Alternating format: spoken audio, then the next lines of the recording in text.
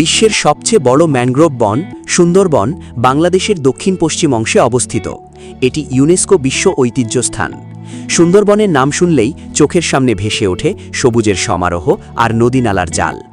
এই বনের সবচেয়ে বিখ্যাত বাসিন্দা হল রাজকীয় বাঘ royal Bengal tiger.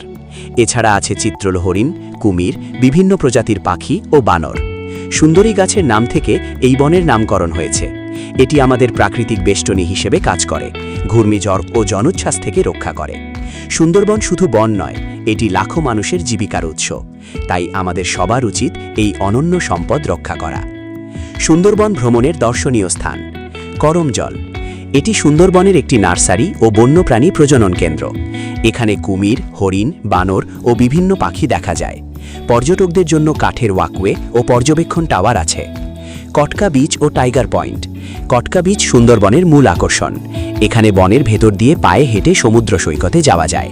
Tiger point নামে একটি জায়গা আছে যেখানে বাঘ দেখার সম্ভাবনা বেশি। অন্যান্য গুরুত্বপূর্ণ স্থান হিরন পয়েন্ট, বাঘ ও হরিণ দেখার জন্য বিখ্যাত।